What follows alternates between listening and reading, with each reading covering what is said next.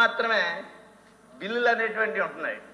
ఒక 2-3 లారీలకి మాత్రమే 2-3 బిల్లు ఉండి ఒకే లారీ ఒక్కో బిల్లు మీద 4-5 ట్రిప్పులు మరి వేయటం జరుగుతుంది. పేదవాడికి ఓకే కదా సార్, తీవ్రంగా ఇబ్బంది పేదవాడికి సంబంధించి ఇసుక ఉచితంగా ఇస్తానని చెప్పినటువంటిది ఎక్కడా కూడా జరగట్లేదు. ఎక్కడో కాకుండా మెండపేట నియోజకవర్గంలో కపిలేశ్వరంలో ఆ రోజు సుమారు 8,000 టన్నులు మెట్రిక్ టన్నులు స్టాక్ పెడితే దాన్ని 4వ తారీఖు నుంచి మొదలుపెట్టి వీళ్ళు దోపిడీ చేయడానికి చూస్తే మేము కార్యకర్తలు మేము వెళ్ళి అడ్డుకుని ఆఫ్ చేయడం జరిగింది. అప్పటికే దీన్ని శుభ్రంగా తోలేయటం అనేటువంటి జరిగింది. అదేవిధంగా రాజమండ్రి స్టాక్ యార్డ్ మీ సప్లిమెంటరీ ఏంటి? మీరు అడగదలుచుకున్నది ఏంటి? గవర్నమెంట్ నుంచి ఏం కావాలి? దీని మీద అప్పటికి ప్రభుత్వం దగ్గర ఉన్నటువంటి స్టాకులు 80 లక్షల స్టాకులు ఉంటే ఆ ఎంత స్టాక్ ని రికార్డెడ్ గా చూపించినటువంటి స్టాకులు ఇవన్నీ దీన్ని ఎంత ప్రభుత్వానికి జమ చేశారు, ఎంత ఆదాయం వచ్చిందనేటువంటిది ఒకటి.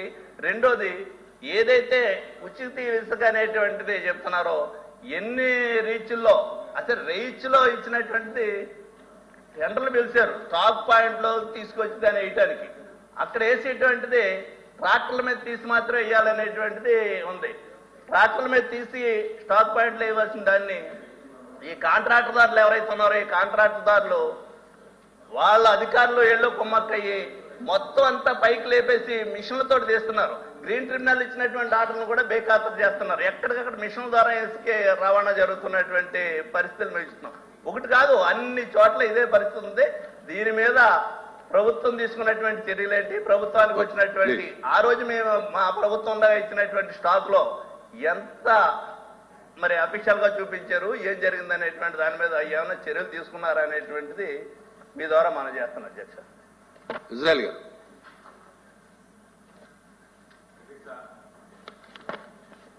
కూటమి ప్రభుత్వం రాకముందు ఎన్నికలలో ప్రజలకి మీ సప్లిమెంటరీ మీకు ఏం వివరణ కావాలి?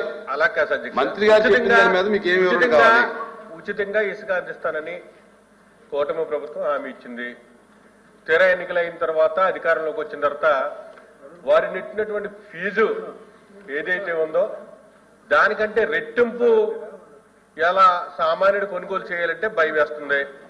దాని మీద ప్రభుత్వం ఫర్ ఎగ్జాంపుల్ కొత్తపేట నియోజకవర్గంలో పక్కన మా త్రిమూర్తులు గారు చెప్పినట్టుగా మండపేట నియోజకవర్గం కాకుండా కొత్తపేట నియోజకవర్గంలో డైరెక్టర్ రీచ్లు ఉన్నాయి అధ్యక్ష. ఆ రీచ్లో విపరీతంగా రాత్రి పగల్లో రాడ్లతోటి మరి ఇసుక దారుణంగా కూడా దళారులు ఎత్తుకుపోతున్నారు. ఆ ఇసుక అంతా కూడా ఎక్కడికి వెళ్తుంది, దాని మీద ప్రభుత్వం ఏదైనా యాక్షన్ తీసుకుంటుందా లేదా? ఎందుకంటే విపరీతంగా ఈరోజు ఒక లారీ ఇసుక కావాలంటే 11,000 12,000 అవుతుంది అధ్యక్ష. 11,000 రూపాయలు 12,000 రూపాయలు పైన మాట నడుతుంది అధ్యక్ష. ఫ్రీగా ఇస్తానన్నారు, ప్రజలందరూ సంతోషపడ్డారు, ఫ్రీగా దొరుకుతుందేమో పనులు చేయించుకుందామని చెప్పేసి ఇవాళ తాపీ మేస్త్రులకు కూడా పని లేని పరిస్థితి అధ్యక్ష. దాని మీద ప్రభుత్వం ఏ విధమైన యాక్షన్ తీసుకుంటుంది, తీసుకుంటే చర్యలు ఏముందో వివరాలు తెలియపరుస్తుందిగా అధ్యక్షుడు అడుగుతున్నాడు. మంత్రి గారు సార్, సిగ్నేటరీస్ కదా మనం అనుకున్నాం, మళ్ళీ డివేట్ అయితే మళ్ళీ టైం అయిపోతుంది. అధ్యక్ష, గౌరవ సభ్యులు శాండ్ పాలసీ గురించి మాట్లాడుతుంటే కొద్దిగా హాస్యాస్పదంగా ఉంది అధ్యక్ష. ఎందుకంటే 2016 గౌరవ ముఖ్యమంత్రి గారు 2016 సంవత్సరంలో ఈ శాండ్ పాలసీ ఉచితంగా శాండ్ ఇవ్వాలనేది ఆ రోజు మేము తీసుకోవడం జరిగింది అధ్యక్ష. దానివల్ల కన్స్ట్రక్షన్ యాక్టివిటీ కూడా చాలా పెద్ద ఎత్తున పెరిగింది. ప్రజలు కూడా చాలా సంతోషంగా ఇళ్లు కట్టుకున్నారు అధ్యక్ష.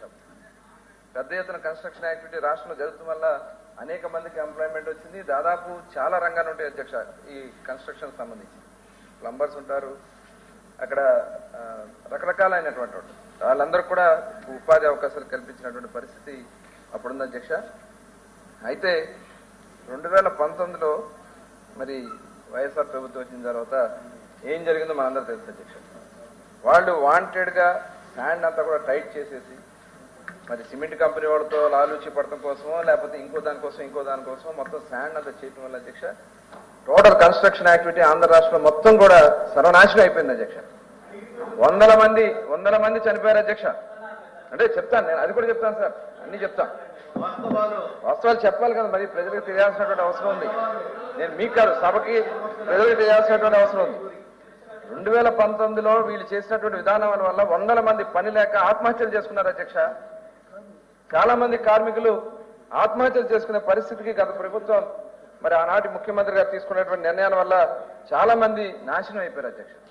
ఇదే కాకుండా ఆ రోజు కొన్ని సంస్థలకి ఆ రోజున మరి ఈ శాండ్ మైనింగ్ సంబంధించినంత కూడా మిస్టర్ జయప్రకాష్ జేపీ సంస్థ వాళ్ళకి అప్పచెప్పేశారు అధ్యక్ష. మొత్తం కూడా దాదాపు 475 రూపాయలకి, అదేవిధంగా డీసిల్టేషన్ పాయింట్ అయితే 675 రూపాయలు, 6 నెలల పాటు 1528 కోట్లకి వాళ్ళకి ఇచ్చేశారు అధ్యక్ష. అంటే ప్రజలకి మేము ఇచ్చినటువంటి ఉచితాన్ని తీసేసి వాళ్ళ దగ్గర నుంచి డబ్బులు కొట్టేయడానికి, వాళ్ళ దగ్గర నుంచి మరి ఇది ఎక్కడ మళ్ళీ ట్రాన్స్పోర్టేషన్ ఇవన్నీ కలుపుకుంటే పెద్ద ఎత్తున 100 కోట్లు 1000 కోట్లు దోచేసుకున్నటువంటి పరిస్థితి లాస్ట్ వైఎస్ఆర్సీపీ గవర్నమెంట్ జరిగింది అధ్యక్ష. ఇవాళ దాదాపు ఏదైతే ఈ 1528 కోట్లు కూడా వాళ్ళు కట్టకుండా మరి ఎగ్గొట్టినటువంటి సందర్భం అధ్యక్ష. దాదాపు 850 కోట్లు సభ్యులు అడిగిన దానికి అంటే కొద్దిగా మనం చెప్పాలి కదా అధ్యక్ష, ఏం జరిగిందని కూడా అలా అనుకుంటే వాళ్ళు కూడా ప్రసంగాలు మొదలు పెడుతున్నారు కదా. మీరు సభ్యులు అడిగినటువంటి ఇప్పుడు మరి లేదా వాళ్ళు కూడా మరి వివరంగా అడుగుతారంటే వద్దన్నాం కదా. అదే కొద్దిగా తెలియాలి అధ్యక్ష, ప్రజలకు తెలియాలి కొద్దిగా. దానికోసం బ్రీఫ్ చేయండి. 850 కోట్లు వాళ్ళు ఎగ్గొట్టేశారు అధ్యక్ష. వాళ్ళకి ఏం చేశారు, మళ్ళీ వాళ్ళకి ఎటువంటి బ్యాంక్ గ్యారంటీ ఉంటే బ్యాంక్ గ్యారంటీ రిటర్న్ ఇచ్చేశారు అధ్యక్ష. ఎటువంటి బాకీ లేదని చెప్పి ఇచ్చేశారంటే తీసుకోవడం జరుగుతున్నాయి, అవన్నీ జరుగుతున్నాయి. ఆల్రెడీ సుప్రీంకోర్టులో కేసులు ఉన్నాయి, అన్ని నెక్స్ట్ మంత్ వస్తుంది, ఏప్రిల్లో వస్తున్నాయి. దీని వెనక ఎవరెవరు ఉన్నారో మొత్తం కూడా బయటకు వస్తారు అధ్యక్ష. ఇదే కాకుండా వీళ్ళు మళ్ళీ తీసుకెళ్లి సెకండ్ మళ్ళీ 6 నెలలు ఉచితంగా అసలు లెక్క పక్క లేకుండా 6 నెలలు దోచేసుకున్నారు అధ్యక్ష. తర్వాత మళ్ళీ ఇంకో సంస్థ ప్రతిమా అండ్ జీసీ కేసు వాళ్ళకి ఇచ్చారు అధ్యక్ష. వాళ్ళు కూడా ఇదే రకంగా దోచేసుకుని అసలు కనీసం రికార్డ్స్ ఇవ్వకుండా, గవర్నమెంట్కి ఇవ్వకుండా ఇద్దరి మీద దాదాపు 1200 కోట్లు రాష్ట్ర ప్రభుత్వానికి నష్టం జరిగించారు అధ్యక్ష. ఈ సంస్థ వాళ్ళు విసుకంతా కూడా ఉచితంగా దోచుకుని దీంట్లో దళారులు అలాగే ఉన్నటువంటి ప్రజాప్రతినిధులు కొంతమంది ఆ రోజు కూడా ఉన్నటువంటి సందర్భం ఉంది అధ్యక్ష. మరి ఇంతకంటే మరి ఏం చెప్పాలి. ఎందుకనే ఆ రోజున ఎన్జిటి వాళ్ళు కానీ, అదేవిధంగా సుప్రీంకోర్టు కానీ, హైకోర్టు కానీ అనేక కేసులు రావడం, ఐఏఎస్ ఆఫీసర్లు కూడా, కలెక్టర్లు కూడా మరి కోర్టుకి వెళ్ళి దోషులుగా నిలబడాల్సినటువంటి పరిస్థితి, దాంట్లో ఫైన్స్ కూడా కట్టాల్సినటువంటి పరిస్థితి వచ్చింది అధ్యక్ష. మరి ఈ రకంగా వాళ్ళు చేసి ఇప్పుడు మేము ఒక మంచి పాలసీ తీసుకొచ్చాం అధ్యక్ష. ఇవాళ ఈ మంచి పాలసీ వల్ల ఇవాళ రాష్ట్రంలో ఎక్కడికి వెళ్ళినా ఎవరికైనా సరే అందుబాటులో వచ్చే విధంగా చేయడం జరిగింది అధ్యక్ష. దాదాపు గౌరవ ముఖ్యమంత్రి గారు ఆ రోజున ప్రభుత్వం వచ్చిన వెంటనే వారు చెప్తా ఉన్నారు, స్టాక్ యార్డ్స్ లో 80 లక్షల టన్నులు ఉన్నాయి. అంత అభూత కల్పన అధ్యక్ష. 43 టన్నులు మేము చెప్తున్నాం, 43 లక్షల టన్నులు మాత్రమే ఆ రోజున రికార్డెడ్ గా ఉంది మా దగ్గర. ఇప్పుడు మీరెవరో ఆ సంస్థ